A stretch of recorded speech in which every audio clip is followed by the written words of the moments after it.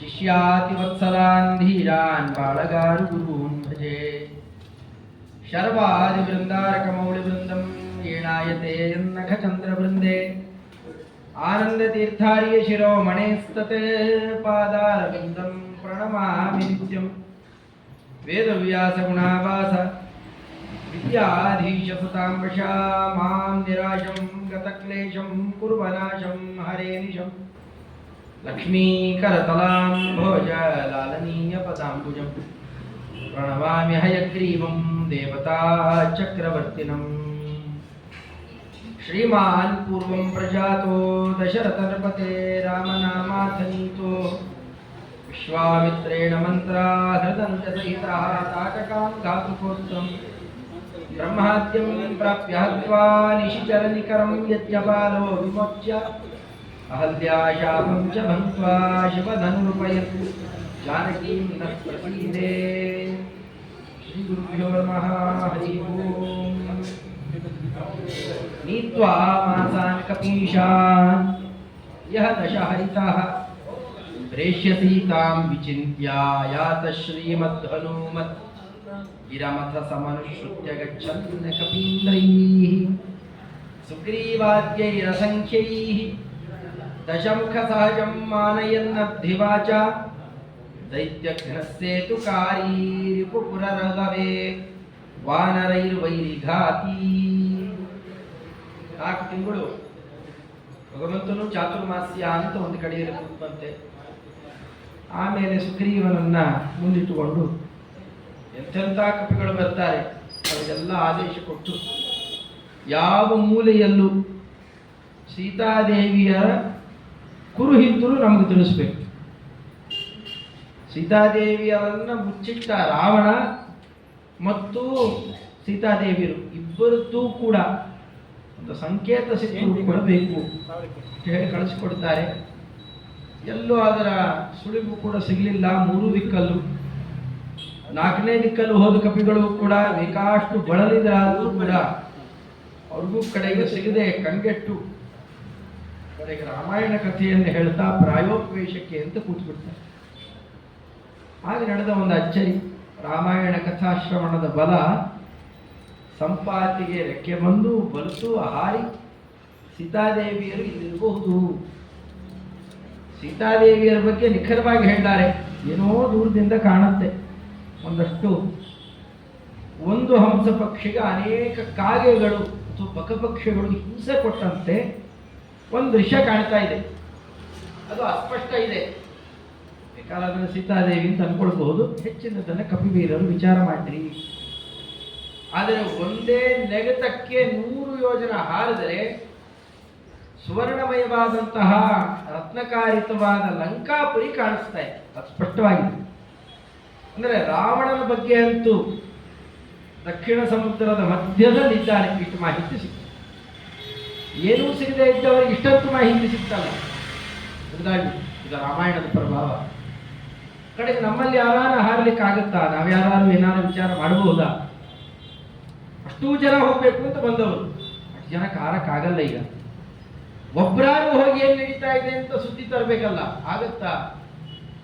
ವಿಚಾರ ಮಾಡಿ ನೋಡಿದ್ರು. ಅಲ್ಲಿ ಏನು ಪ್ರತಿಬಂಧಕಗಳಿಲ್ಲದೆ ಇದ್ರು ಹಾರಿ ಹೋಗಿ ಬೀಳ್ತೇನೆ ಅಷ್ಟೇ, ಮತ್ತೆ ಬರ್ಲಿಕ್ಕಾಗಲ್ಲ. ಹನುಮಂತ ದೇವರು ಲಂಬಗಿರಿಯಲ್ಲಿ ನಿಂತಾಗ ಈ ಆಲೋಚನೆ ಮಾಡಿದ್ರಂತೆ. ಬೇರೆ ಕಪಿಗಳು ಮನಸಾಪಿ ಇಲ್ಲಿಗೆ ಬರ್ಲಿಕ್ಕಾಗೋಲ್ಲ, ಭೌತಿಕವಾಗಲ್ಲ, ಮನಸ್ಸಿನಿಂದಲೂ ಇಲ್ಲಿ ಬರ್ಲಿಕ್ಕಾಗೋಲ್ಲ.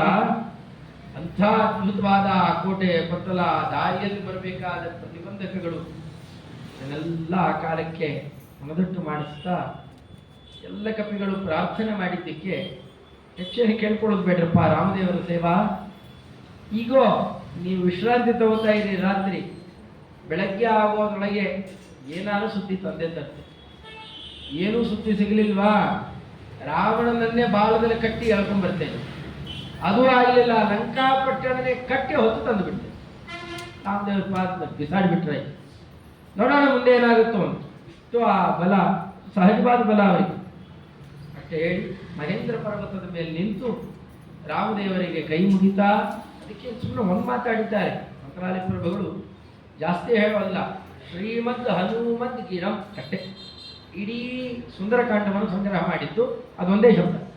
ಶ್ರೀಮಾನ್, ಅವರಿಗೆ ಏನೇನು ಬೇಕೋ ಆ ಶ್ರೀ ಸೌಂದರ್ಯ ಎಲ್ಲ ಇತ್ತು.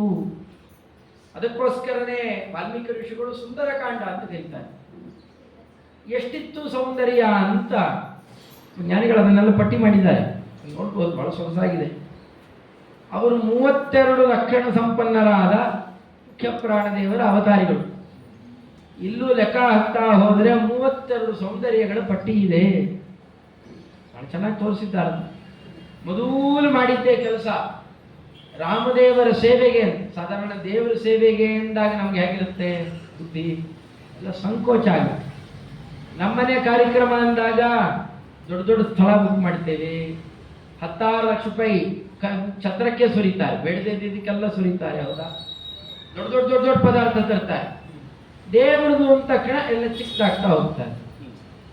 ಮೊದಲು ಹನುಮಂತ ದೇವರು ಮಾಡಿದ್ದೇನು, ಭಗವತ್ ಸೇವೆಗೆ ಅಂದ ತಕ್ಷಣವೇ ತಮ್ಮ ಶರೀರವನ್ನು ಬೆಳೆಸಿದರು. ತಮ್ಮಲ್ಲಿದ್ದಂತಹ ಗರಿಮಾ ಅಂತನ್ನುವ ದೊಡ್ಡ ಸಂಪತ್ತೇನಿದೆ ಅದನ್ನು ಬಳಕೆ ಮಾಡಿ ಬೃಹತ್ತಾದಂತಹ ಆಕಾರವನ್ನು ಸ್ವೀಕಾರ ಮಾಡ್ತಾರೆ. ಸ್ವೀಕಾರ ಮಾಡಿ ಅಲ್ಲಿಂದ ಹಾರಿ ಹೊರಟ್ರೆ, ಅವರು ಹಾರುವಾಗ ಮಾಡಿದ ರಾಮದೇವರ ನಮನ, ಹಾರುವ ಕ್ರಮ, ಅಲ್ಲಿದ್ದಂತಹ ಪ್ರಾಣಿಗಳು, ಗಿಡಮರಗಳು ಅವು ಅವ್ರ ಹಿಂದೆ ಸಾಗಿದ್ದು. ನಾವು ಬರ್ತೀವಿ ನಿಮ್ಮ ಜೊತೆಯಲ್ಲಿ, ನಿಮ್ಮ ಉತ್ಸಾಹ ನೋಡಿದರೆ ನಮಗೂ ಬರಬೇಕು ಅನ್ಸುತ್ತೆ. ಇಂಥ ಅದ್ಭುತವಾದ ಚರ್ಯೆಯನ್ನು ತೋರಿಸ್ತಾ ರಾಮಾಯ ಶಾಶ್ವತ ಸುವಿಸ್ತೃತ ಷಡ್ಗುಣಾಯ ಬಲವೀರ್ಯ ಮಹಾರಣವಾಯ, ಅವನಂತಹ ಅದ್ಭುತವಾದ ಪರಾಕ್ರಮ. ಅವನು ನೆನೆಸಿಕೊಂಡ್ರೆ ಸಾಕು ನಮಗೆ ಸಿದ್ಧಿ ಆಯ್ತು ಕಾರ್ಯ. ಯಾವುದೇ ಕೆಲಸಕ್ಕೆ ಹೋಗಬೇಕಾಗಿದ್ದರು ಭಗವಂತನ ಸ್ಮರಣೆ ಮಾಡಿ ಹೊರಡ್ರಿ. ನಿಮ್ಗೆ ಇಷ್ಟ ರೂಪ ರಾಮರೂಪನೋ, ಕೃಷ್ಣರೂಪನೋ, ನರಸಿಂಹರೂಪನೋ, ಕಡೆಗೇನೂ ಇಲ್ಲ. ನಮಗೆ ಹೇಳಿಕೊಟ್ಟಿದ್ದಾರೆ ವಿಜಯದಾಸ್, ಒಂದು ಕೈಯಲ್ಲಿ ಖಡ್ಗ, ಒಂದು ಕೈಯಲ್ಲಿ ಅರಿಗೆ. ನೀವು ಎಲ್ಲೂ ಹೋದರೂ ಕೂಡ ಭಗವಂತ ನಮ್ಮನ್ನು ಬಿಡದೆ ಕಾಪಾಡ್ತಾ ಇದ್ದಾನೆ ನೆನೆಸ್ಕೊಂಡು ಹೋಗ್ರಿ. ಭಗವಂತನ ಸ್ಮರಣೆ ಮಾಡಿದರೆ ಆಪತ್ತಿಲ್ಲ.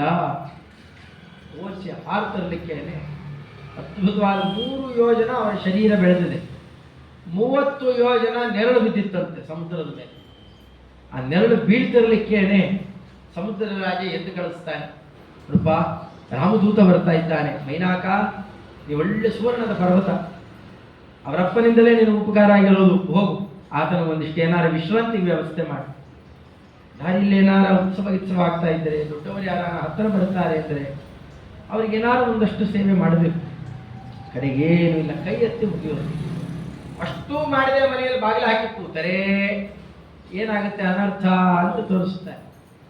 ಅದೇ ಕ್ರಮದಲ್ಲಿ ಹೊರಟು ಬಂದಾಗ ಮೈನಾಕ ಪರ್ವತ ಎದ್ದು ಬರ್ತಾರೆ. ಇವರೆನ್ನೂ ಇಲ್ಲಿ ಹೊರಟು ಬರ್ತಾ ಇದ್ದಾರೆ, ಅಲ್ಲೇನೆ ಎದ್ದು ಬಂದಾಗ ಅವರಿಗೆ ಅಡ್ಡ ಮಾಡ್ತೀನಿ ಅನ್ನುವಷ್ಟು ರೀತಿಯಲ್ಲಿ ಎತ್ತರ ಬರ್ತಾರೆ. ದೂರದಿಂದ ಕೂಗ್ಕೋತಾ ಇದ್ದಾರೆ, ಅತಿ ವೇಗದಲ್ಲಿ ಬರ್ತಾ ಇದ್ದಾರೆ. ಮಹಾವೀರ ವಿಶ್ರಾಂತಿ ಪಡಿಯಪ್ಪ. ಮಂದಿ ಅವ್ರು ನಕ್ಬಿಟ್ರಂತೆ, ವೇಗ ಕಮ್ಮಿ ಮಾಡಿಕೊಂಡ್ರು, ನಕ್ಕರು. ನೀವು ಆಕಾಶದಲ್ಲಿ ವೇಗ ಕಮ್ಮಿ ಮಾಡು ಹೆಚ್ಚು ಮಾಡು ಸಾಧ್ಯವಾ? ಒಮ್ಮೆ ಹಾರುಬಿಟ್ಟ ಮೇಲೆ ಆ ವೇಗ ಸೃಷ್ಟಿಯಾಗೋದೇ ಒಂದು ಪರ್ವತವನ್ನು ದಾಟಿ ಹೊರಟಿದ್ರಿಂದ ಇದರ ಮಧ್ಯದಲ್ಲಿ ಕಮ್ಮಿ ಮಾಡ್ತಾರೆ. ಕಮ್ಮಿ ಮಾಡ್ತಾ ನಾವೇನೋ ಗಾಡಿಯಲ್ಲಿ ಮಾಡ್ಬೋದು, ಅದನ್ನು ಗೀರು ಚೇಂಜ್ ಮಾಡಿಕೊಂಡು ಸ್ವಲ್ಪ ಆಕ್ಸಿಲೇಟರ್ ಕಮ್ಮಿ ಮಾಡಿದ್ರಾಗುತ್ತೆ. ಎಷ್ಟು ನಿಯಂತ್ರಣ ಇದೆ ಅವರಿಗೆ. ಕಮ್ಮಿ ಮಾಡ್ತಾ ಮಾತಾಡ್ತಾರೆ ಅವ್ರ ಜೊತೆಯಲ್ಲಿ.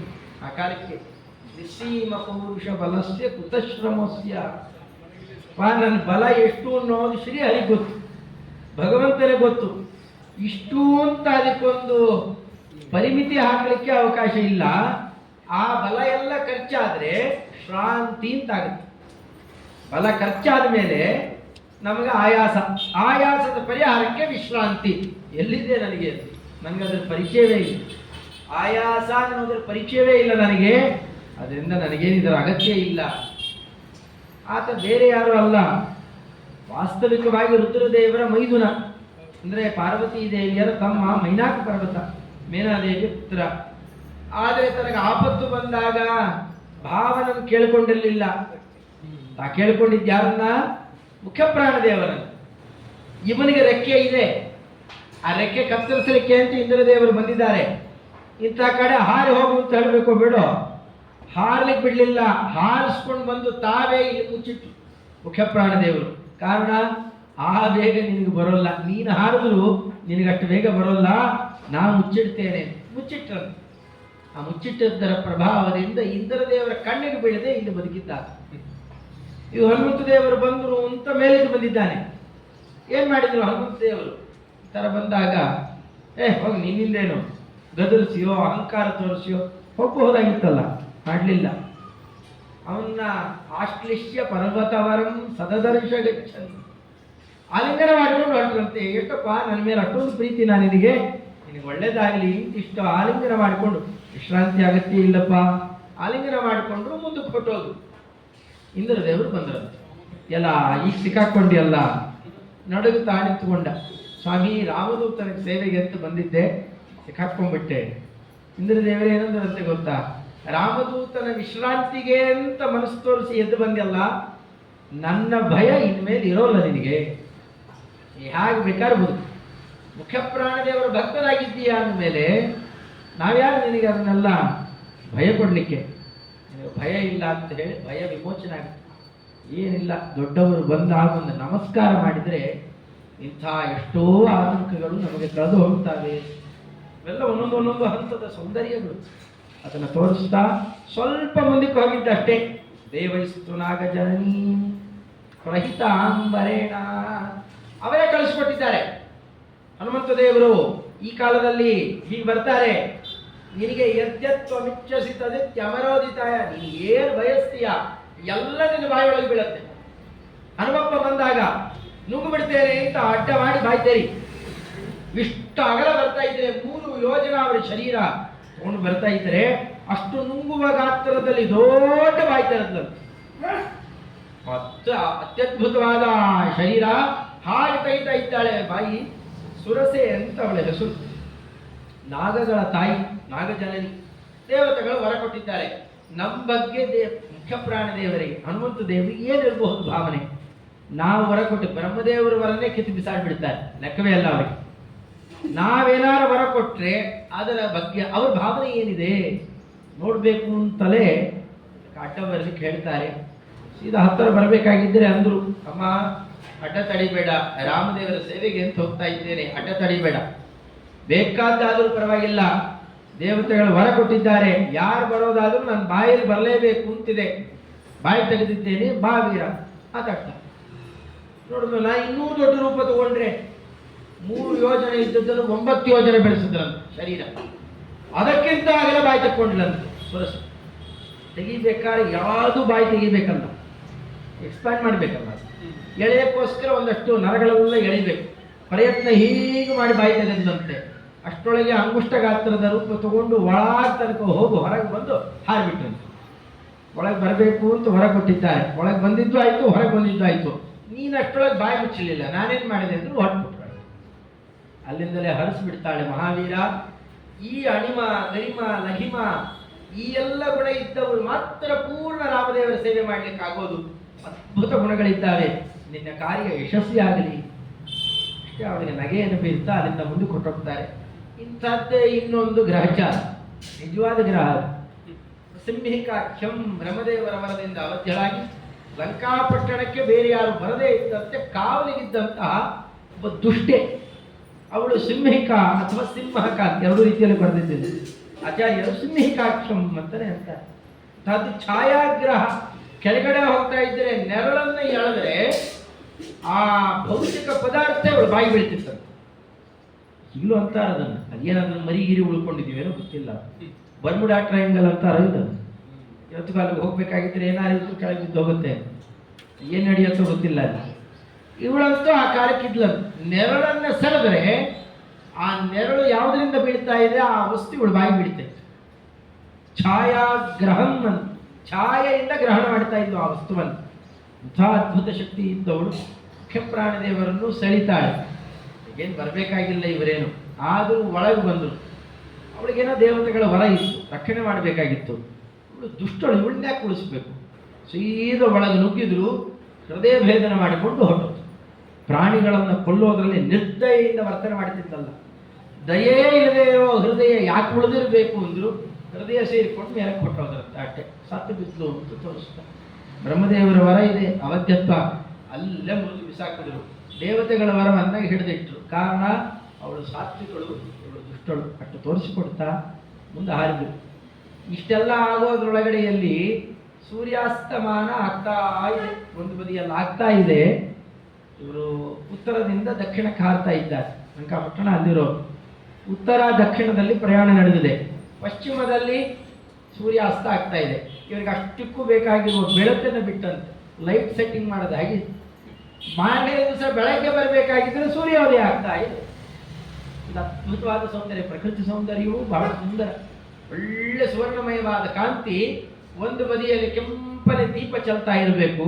ಅದರ ಮೇಲೆ ಅವಳ ಹೃದಯವನ್ನ ಅಂತರ್ಮಾಲೆಯನ್ನು ಹಿಡಿದು ಮೈಗೆ ಅಂಟಿಸಿಕೊಂಡ ಮೇಲೆ ಹಾರಬೇಕಾಗಿದ್ದರೆ ಆ ವೇಗಕ್ಕೆ ಅದೆಲ್ಲ ಕಳಚಿ ಬೀಳ್ತಾ ಇದ್ದರೆ ಮಾಣಿಕ್ಯದ ಮಣಿ ಸುರಿತಾ ಇದೆ ಅವರಿಂದ ಅಂತ ಅನಿಸ್ತು. ಅಂಥ ಅದ್ಭುತವಾದ ಕ್ರಮದಲ್ಲಿ ಹಾರಿ ಕೂತು ಎಷ್ಟೋ ಹೊತ್ತಿದಲ್ಲ, ಇದಕ್ಕೆ ಅರ್ಧ ಗಳಿಗೆ ಕೂಡ ಆಗಿಲ್ಲ. ಹಾರಿದ್ದು ಹೋಗಿದ್ದು ಮುಟ್ಟಿದ್ದು ಅಟ್ಟೆ. 100 ಯೋಜನದ ತನಕ ಹೋಗಿದ್ದಾರೆ. ಸ್ವಲ್ಪನಾರ ಆಯಾಸ ಆಗೋದು ಬೇಡವಾ? ಗಾಡಿಲಿ ಒಂದು 5-10 ಕಿಲೋಮೀಟರ್ ಬಂದಿರ್ತೇವೆ, ಒದ್ದಾಟ ಆಗಿ ಹೋಗಿರುತ್ತೆ. ಸಾಕಪ್ಪ ಉಸಪ್ಪ ಅನ್ನೋಷ್ಟಾಗಿರುತ್ತೆ. ನಡ್ಕೊಂಡಲ್ಲ, ಹಾರಿ ಬಂದಿದ್ದಲ್ಲ, ಓಡಿ ಬಂದಿದ್ದಲ್ಲ. ಅಂತಹದ್ದು ಆ ಕ್ರಮದಲ್ಲಿ ಬಂದರು. ಯಾವ ಆಯಾಸ ಇಲ್ಲ. ಏನ ಲಂಬ ಶಿಖರದ ಮೇಲೆ ಕೂತರು, ತಪ್ಪನೆ ಹಾರಿ ಕೂತರಲ್ಲ. ಪ್ರಾಣಿಗಳು, ಪಶುಗಳು, ಪಕ್ಷಿಗಳು ಎಲ್ಲ ಓಡಿ ಹೋಗುತ್ತೆ ಆ ಕಾಲಕ್ಕೆ. ಆ ಗಿರಿ ಎಲ್ಲ ಬಿಟ್ಟು ಹೋದಂತೆ ಕಾಣ್ತಾ ಇದೆ. ಅಲ್ಲಿದ್ದಂತಹ ಪುಷ್ಪ ವರ್ಷಣ ಎಲ್ಲ ಅವರು ಪಾದಕ ಮಾಡ್ತಾ ಇದೆ. ಯಾಕೆಂದ್ರೆ ಇವರ ಗಾತ್ರಕ್ಕೆ ಮರಗಳೆಲ್ಲ ಮಂಡಿ ಗಾತ್ರಕ್ಕೆ ಬರ್ತಾ ಇದ್ದಾವಷ್ಟೇ. ಅಲ್ಲೇ ನಿಂತುಕೊಂಡು ಈ ಲಂಕಾಪಟ್ಟಣ ನೋಡಿದವರು. ಭಗವಂತನಿಗೆ ದ್ರೋಹ ಮಾಡುವ ನೀಚ ಎಷ್ಟೆಲ್ಲ ಸಂಪತ್ತನ್ನು ತನ್ನ ವಶಪಡಿಸಿಕೊಂಡಿದ್ದಾನೆ ಅಂತ ಒಂದಾವರ್ತಿ ಎಲ್ಲ ಗಮನಿಸಿದರು. ಈಗ ಹೋಗೋದು ಬೇಡ. ನಿಶಾಚರರ ವರ್ತನೆ ನಿಶಾಕಾಲದಲ್ಲೇ, ರಾತ್ರಿ ಕಾಲದಲ್ಲಿ ಸೂರ್ಯಾಸ್ತ ಪೂರ್ಣ ಆಗಲಿ, ಒಳ್ಳೆ ಸಂಧ್ಯಾಕಾಲ. ಸೂರ್ಯಾಸ್ತಮಾನದ ಈ ಕಾಲ ಏನಿದೆಯಲ್ಲ, ಒಳ್ಳೆ ಸಂಧ್ಯಾಕಾಲ. ಈ ಕಾಲದಲ್ಲಿ ಏನು ಮಾಡಬೇಕು? ಭಗವದ್ ಧ್ಯಾನವನ್ನು ಮಾಡಬೇಕು. ಮಂತ್ರ ಜಪಾದಿಗಳಾಗಬೇಕು. ರಾಮ ಮಂತ್ರ ಜಪ ಮಾಡ್ತೇನೆ ಎಂದರು ಜಪ ಮಾಡ್ತಾ ಕೂತು ತ್ರಿಕೂಟ ಪರ್ವತದ ಶಿಖರದಲ್ಲಿ ಹೋಗಿ ನಿಂತೆಲ್ಲ ರಾತ್ರಿ ಕಾಲದಲ್ಲಿ ಅವಲೋಕನ ಮಾಡಿದರೆ ಲಂಕಾಪಟ್ಟಣ ಒಂದು ಹೆಣ್ಣಿನ ಸೌಂದರ್ಯದಂತೆ ಕಾಣ್ತಾ ಇದೆ. ಅದ್ಭುತವಾಗಿ ಸಿದ್ಧಾರಗೊಳಿಸಿದ್ದಾನೆ ರಾವಣ. ಎಲ್ಲ ನೋಡಿಕೊಂಡು ಅನ್ವೇಷಣೆ ಆಗಬೇಕು. ಅವರಿಗಿವ್ರಿಗೂ ಹೊಡೆದು ಬರೋದು ಎಷ್ಟೊತ್ತರಲ್ಲಿದೆ. ಸದ್ದಿಲ್ಲದೇನೆ ಅನ್ವೇಷಣೆ ಮಾಡಬೇಕು. ಸದ್ದು ಗದ್ದಲ ಇಲ್ಲದೆ ಅವತ್ತೇ ರಾಮದೇವರ ಆ ಕಡೆ ಹೋದಂತೆ ಮಾಡಿ ಇನ್ನೊಂದು ರೂಪದಲ್ಲಿ ಎದ್ದು ಬಂದಂತೆ, ನರಸಿಂಹ ರೂಪದಿಂದ ಬರಲಿಲ್ಲ, ಹಂಗೆಲ್ಲೋ ಎದ್ದು ಬಂದಂತೆ ಮಾಡಿ ಸೀತೆಯನ್ನು ಹಿಡಿಲಿಕ್ಕೆ ಹೋದ ತಕ್ಷಣ ಕಪಾಳ ಕೊಡೋದು. ಇಲ್ಲ ಸೀತಾದೇವಿಯರೇ ದುರ್ಗಾ ರೂಪವನ್ನು ತಗೊಂಡು ಒಂದು ಬಾರಿಸಿದ್ರೆ 10 ಮುಖದಲ್ಲಿ ರಕ್ತಕಾರ ಅಲ್ಲೇ ಸಾರ್ತಾ ಇತ್ತು. ರಾವಣನನ್ನು ಹಾಗೆಲ್ಲ ಕೊಲ್ಲೋದ್ರಲ್ಲಿ ಅರ್ಥ ಇಲ್ಲ. ಇಲ್ಲಿ ಅನೇಕ ಜನರನ್ನ ಬಂದೀಖಾನೆಯಲ್ಲಿ ಇಟ್ಟಿದ್ದಾರೆ. ಅವನ ಮಕ್ಕಳು, ಮೊಮ್ಮಕ್ಕಳು, ನಾನಾ ತರಹದ ಪರಿವಾರ ಎಲ್ಲ ದುಷ್ಟರಿದ್ದಾರೆ. ಅಷ್ಟೂ ಜನರನ್ನು ಹೊಡಿಬೇಕು. ಇದು ಮುಂದಿರುವಂತಹ ಭಗವತ್ ಸಂಕಲ್ಪ. ಅದಕ್ಕೆ ನನ್ನ ಪಾತ್ರ ಏನು? ಸೀತಾದೇವಿಯರನ್ನು ಕಾಣೋದು, ರಾವಣನಿಗೆ ರಾಮದೇವರ ಸುದ್ದಿಯನ್ನು ಮುಟ್ಟಿಸೋದು. 2 ಕೆಲಸ ಆಗಬೇಕು. ಗದ್ದಲ ಮಾಡದೆ ಮಾಡಿ ಬರೋಣ. ಕಡೆಗೆ ಬೇಕಾಗಿದ್ದರೆ ಒಂದಿಷ್ಟು ಬೆಂಕಿ ಇಟ್ಟರಾಯ್ತು ಅಂತಂದ್ರು. ನೋಡಿದ್ರು ಚಿಕ್ಕ ರೂಪ ತಗೊಂಡ್ರೆ ಭೂತ್ವಾ ಬಿಡಾಲ ಸಂತಾಹ ತಾಂಪುರಿಂಚ. ರಾತ್ರಿ ತನಕ ಕಾದಿದ್ದು, ರಾತ್ರಿ ಆಗ್ತಿರ್ಲಿಕ್ಕೇನೆ ಚಕ್ಕ ಬೆಕ್ಕಿನ ಮರಿ ಎಷ್ಟಿರುತ್ತಲ್ಲ, ಅದು ಒಂದು ಅಂಗೈ ಅಗಲ ಇರುತ್ತೆ. ಅಷ್ಟು ಪುಟ್ಟ ಕಪಿ ರೂಪ ತಗೊಂಡ್ರೆ. ಕೆಲವರೆಲ್ಲ ಅಬದ್ಧ ವ್ಯಾಖ್ಯಾನ ಮಾಡಿದ್ದಾರೆ, ಇದು ಅರ್ಥ ಆಗ್ದೇನೆ ಬೆಕ್ಕಿನ ರೂಪ ತಗೊಂಡ್ಬಿಟ್ರು. ಬೆಕ್ಕಿನ ರೂಪ ತಗೊಳ್ಳಿಲ್ಲ, ಲಂಕಿಣಿ ಗುರುತಿಸ್ತಾಳೆ. ಇದರಿಂದಾಗಿ ಕಪಿರೂಪದಲ್ಲೇ ಇದ್ದವರು ಬೆಕ್ಕಿನ ಮರಿಯಷ್ಟು ಪುಟ್ಟ ಕಪಿರೂಪವನ್ನು ತಾಳಿದರು. ಅವರ ಆಭರಣ, ವೈಭವ ಎಲ್ಲ ಹಾಗೆ ಇದೆ. ಪುಟ್ಟ ಪ್ರಾಣಿದೇವರ ವಿಗ್ರಹ ಇಟ್ಕೊಳ್ಳೋಲ್ವೇ, ಆ ಥರ ಅಷ್ಟೇ ರೂಪ ತಗೊಂಡು ಪ್ರಾಕಾರದಿಂದ ಅದ್ವಾರಂ ಉಪಾಗಮ. ಯಾವ್ದಾನ ಒಳ್ಳೆಯವರಿಗೆ ಒಳ್ಳೇದಾಗಬೇಕು ಅಂತಿದ್ದರೆ ನಮಗೆ ಒಳ್ಳೇದಾಗಬೇಕು, ಅಥವಾ ಆ ಮನೆಯವರಿಗೆ ಒಳ್ಳೇದಾಗಬೇಕು ಅಂತಿದ್ದರೆ ಬಾಗಿಲಲ್ಲಿ ಓಡಾಡಬೇಕು. ಇಲ್ಲದೇ ಇದ್ದರೆ ಬಾಗಿಲಿಲ್ಲದೆ ಇರೋ ಜಾಗದಲ್ಲೆಲ್ಲ ಬರಬೇಕು. ಕಳ್ಳ ಕಾಕರಿ ಎಲ್ಲಿಗೆ ಬರ್ತಾರೆ? ಮನೆ ಹಾಳಾಗಿ ಹೋಗಲಿ ಅಂತಲೇ ಬರೋರು. ಹಾಗೆ ಬಾಗಿಲಲ್ಲಿ ಹೋಗಲಿಲ್ಲ, ಬೇರೆ ಎಲ್ಲೋ ಹಾರಿಕೊಂಡು ಹೋಗ್ತಾ ಇದ್ದಾರೆ. ದೊಡ್ಡ ಪ್ರಾಕಾರ, ವಪ್ಪರ ಅಂತಾರೆ. ಅದರ ಮೇಲೆ ನಡೆದು ಹೋಗ್ತಾ ಇದ್ರೆ ಅಷ್ಟು ದೊಡ್ಡ ಕಣ್ಣು ಬಂತಂತೆ ಪಕ್ಕಕ್ಕೆ. ಯಾರೋ ನೀನು ಕಪಿ ಅಂತ ಹಿಂಗೆ ಕೂತ್ಕೊಂಡು ಬರ್ತಾ ಇದ್ದಾಳೆ ಒಬ್ಬ ಹೆಣ್ಣು ಮಗಳು. ನೋಡಿದ್ರಂತೆ ಕಪಾಳಕ್ಕೆ ಸುಮ್ಮನೆ ಹಿಂಗೆ ಹೊಡೆದ್ರಂತೆ ಅಷ್ಟೇ. ಆ ಚಿಕ್ಕ ರೂಪದಲ್ಲಂತೆ ಕಪಾಳಕ್ಕೆ ಬಾರಿಸಿದ್ರಂತೆ. ಕುಸಿದು ಕೂಡ್ತಾಳೆ, ಅಷ್ಟು ಗಾತ್ರದ ಹೆಣ್ಣು ಮಗಳು. ಒಂದು ಕೈ ಮುಗಿತಾಳೆ, ಕೃತಾಂಜಲಿ ಅಪ್ರವೀತ್ಸ. ಬಂದು ಕೈ ಮುಗಿದು ಮಾತಾಡ್ತಾಳೆ, ಮಹಾವೀರ ನಿನ್ನ ಪರಿಚಯ ಇದೆ ಬ್ರಹ್ಮದೇವರು ಹೇಳಿ. ಈ ಲಂಕಾಪಟ್ಟಣದ ಅಭಿಮಾನಿ ದೇವತೆನ ಲಂಕಿಣಿ ಮೊದಲೇ ಹೇಳಿದ್ರು. ಈ ದುಷ್ಟ ರಾವಣ ಬಂದು ಸೇರ್ಕೊಳ್ತಾನೆ, ಅದಾದ್ಮೇಲೆ ಒಂದು ದಿವಸ ಲಂಕಾಪಟ್ಟಣಕ್ಕೆ ಆಪತ್ತು ಬರುತ್ತೆ, ಸಂಕಟ ಬರುತ್ತೆ. ಸಂಕಟ ಬಂದಾಗ ಒಬ್ಬ ಕಪಿವರಿಯ ನಿನ್ನನ್ನು ಗೆಲ್ತಾನೆ. ಆ ಪ್ರಸಂಗ ಬಂದಿದೆ. ಅಮ್ಮನವರ ಅನ್ವೇಷಣೆ ಮಾಡಿ ಸೀತಾದೇವಿಯರ ಸುದ್ದಿಯನ್ನ ರಾಮದೇವರಿಗೆ ಮುಟ್ಟಿಸಪ್ಪ ಮಹಾವೀರ ಅಂತ ತಾನೇ ಬೀಳ್ಕೊಡ್ತಾಳಲ್ಲಿ. ಮೊದಲೇ ಎಲ್ಲ ನಿಶ್ಚಯ, ರಾಮಾಯಣ ಮೊದಲೇ ಎಲ್ಲ ವ್ಯವಸ್ಥೆ ಆಗೋಗಿದೆ ಅನ್ನೋದ್ರ ಪರೀಕ್ಷೆ ಆಗುತ್ತದೆ. ಅಕ್ರಮದಿಂದಾಗಿ ಬ್ರಹ್ಮದೇವರ ಆದೇಶವನ್ನು ನೆನಪಿಸಿಕೊಳ್ತಾಳೆ. ಮೆಲ್ಲಿಗೆಲ್ಲ ಹಾಡುದು. ಮೊದಲು ಹೋಗಿ ನೋಡಿದ್ದು ಈ ಕುಂಭಕರ್ಣನ ಮನೆಯನ್ನ, ಅಲ್ಲಿ ಹೊತ್ಕೊಂಡು ನಿದ್ದೆ ಹೊಡಿತಾ ಇದೆ. ಅದು ಉಸಿರು ಬಿಡ್ತಾ ಇದ್ದರೆ ಅಲ್ಲಿ ಯಾವ ದೀಪವೂ ಉಳಿಯೋಲ್ಲ. ಪಶು ಪಕ್ಷಿ ಪ್ರಾಣಿಗಳು ಇವನು ಹೊಟ್ಟೆ ಒಳಗೆ ಹೋಗಿ ಹೊರಗೆ ಬಿಡ್ತಾವೆ. ಆ ಮೂಗಿನ ಒಳ್ಳೆ ಅಷ್ಟ ಗಾತ್ರ ಇದ್ದಾನೆ, ಬಿದ್ದಿದ್ದಾನೆ, ನಿದ್ರೆ ಹೊರತಾ ಇದ್ದಾನೆ. ಇನ್ನೂ ಆ ಶೂರ್ಪಣಖ, ಅವಳದೇ ದೊಡ್ಡ ಅರಮನೆ, ಮೈ ಮೇಲೆ ಬಟ್ಟೆ ಇಲ್ಲ, 100 ಜನ ಪುರುಷರ ಜೊತೆಯಲ್ಲಿ ಕೈಯಲ್ಲಿ ಬೇರೆ ಮದ್ಯಾದಿಗಳನ್ನು ಪಾನ ಮಾಡ್ತಾ ಮಾಂಸಭಕ್ಷಣ ಮಾಡ್ತಾ 10 ಪುರುಷರ ಜೊತೆಯಲ್ಲಿ ಬಿದ್ದು ಹೊರಲಾಡ್ತಾ ಇದ್ದ. ಅದು ಎಚ್ಚರಿಕೆ ಬೇರೆ ಇಲ್ಲ. ಅಮಲಿನಲ್ಲಿ ಯಥಾತತ್ವ ಮಾತಾಡ್ತಾ ಇದ್ದಾರೆ. ಈ ಚಿತ್ರಣ ಇಟ್ಕೊಂಡು ಯಾಕೆ ಮೂಗು ಕಿವಿ ಕತ್ತರಿಸಿದ ರಾಮದೇವರು ಲಕ್ಷ್ಮಣದೇವರ ದ್ವಾರ ಗೊತ್ತಾಗುತ್ತೆ. ಏನ್ರಿ ಒಬ್ಬ ಹೆಣ್ಮಗಳಿಗೆ ಹೀಗೆಲ್ಲ ಮಾಡಬಹುದಾ? ಇದು ಹೆಣ್ಣಲ್ಲ, ಇದು ಹೆಣ್ಣಿನ ಕುಲಕ್ಕೇನೆ ಸಮಗ್ರವಾಗಿ ಕಳಂಕ ತರುವ ಒಬ್ಬ ನೀಚ ಸ್ತ್ರೀ. ಅದು ಸ್ಪಷ್ಟ ಕಾಣುತ್ತೆ. ಅದನ್ನೆಲ್ಲ ನೋಡ್ತಾರೆ. ಒಬ್ಬೊಬ್ಬರು ಯಾರ್ಯಾರು ಅಂತ ಗುರ್ತಿಟ್ಕೊಂಡು ಮುಂದಕ್ಕೆ ಹಾಕ್ತಾರೆ. ಇಂದ್ರಜಿತ್ತುವಿನ ಮನೆಯಲ್ಲಿ ಒಬ್ಬೊಬ್ಬರು ಆಭಿಚಾರಿಕ ಯಾಗಾದಿಗಳನ್ನು ಮಾಡ್ತಾ ಇದ್ದಾರೆ ಕುತ್ಕೊಂಡು. ನಾನಾ ತರಹದಲ್ಲಿ ಮದ್ಯಪಾನಾದಿಗಳು, ನರ್ತನಗಳು, ಅವ್ಯವಸ್ಥೆಗಳು ಎಲ್ಲ ಕಾಣ್ತಾ ಹೋಗ್ತಾರೆ. ರಾವಣನ ಮನೆಗೆ ಬರೋ ಹೊತ್ತಿಗಾಗಲೇ ಮಧ್ಯರಾತ್ರಿ ಆಗಿತ್ತು. ತೋಳುಗಳಲ್ಲಿ ಈ ಕಡೆಯಲ್ಲಿ 1000 ಸ್ತ್ರೀಯರು, ಈ ಕಡೆ 1000 ಸ್ತ್ರೀಯರು ಬಿದ್ದಿದ್ದಾರೆ. ಇಂಥ ದುಷ್ಟ ದೂರದಲ್ಲಿ ಮಂಡೋದರಿ ಮಲಗಿದ್ದಾಳೆ. ದ್ವಾತತ್ವ ಅಮಲಿನಲ್ಲಿ ಬಿದ್ದಿದ್ದಾವೆ. ತಾನು ಎಲ್ಲ ಗೆದ್ದಿದ್ದೇನೆ ಅನ್ನುವ ಅಹಂಕಾರದ ಚಿಹ್ನೆ ರಾವಣನಿಗೆ. ಅಂತಹದ್ದು ಈ ಕರಿ ಕಪ್ಪು ಕಾಡಿಗೆ ಬೆಟ್ಟಕ್ಕೆ ಒಂದಷ್ಟು ಚಂದನ ಬಳದ್ರೆ ಹಾಗೋ ಹಾಗಿದ್ದಾನೆ. ಮೈ ತುಂಬ ಚಂದನಾದಿಗಳನ್ನು ಬಳಕೊಂಡು ಏನು ಇಡೀ ಜಗತ್ತಿನ ಸೌಂದರ್ಯ ಎಲ್ಲಿದೆ ಎಲ್ಲ ತನ್ನ ಅಂತಃಪುರದಲ್ಲಿ. ಎಂತೆಂಥ ವಾಹನಗಳು ಎಲ್ಲದರ ಮೇಲೆ, ತನ್ನ ಗೋಪುರದ ಮೇಲೆ ತಂದು ನಿಲ್ಲಿಸಿಕೊಂಡಿದ್ದಂತೆ ಪುಷ್ಪಕ ವಿಮಾನ. ಭಾರಿ ಉಸಿರು ಬಿಡ್ತಾರೆ. ಉಸಿರು ಬಿಟ್ಟಾಗ ಹನುಮಂತೇವರು ನೋಡಿದ್ರಂತೆ, ಇದು ಯಾಕೆ ಯಾವ ದೀಪನೂ ಅರ್ಥನೇ ಇಲ್ಲ ಇಲ್ಲಿ, ಅಲ್ಲಿ ಯಾವ ದೀಪವೂ ಹಚ್ಚೆ ಇಟ್ಟಿರಲಿಲ್ಲ. ಅಷ್ಟೇನು ಇಷ್ಟೊಂದು ಬೆಳಕು ಅಂದರೆ ರತ್ನಗಳನ್ನು ತಂದಿಟ್ಕೊಂಡಿತ್ತು. ರತ್ನದ ಕಂಬಗಳು, ಅದರಿಂದ ಸಹಜವಾಗಿ ಯಾವಾಗಲೂ ಬೆಳಕು.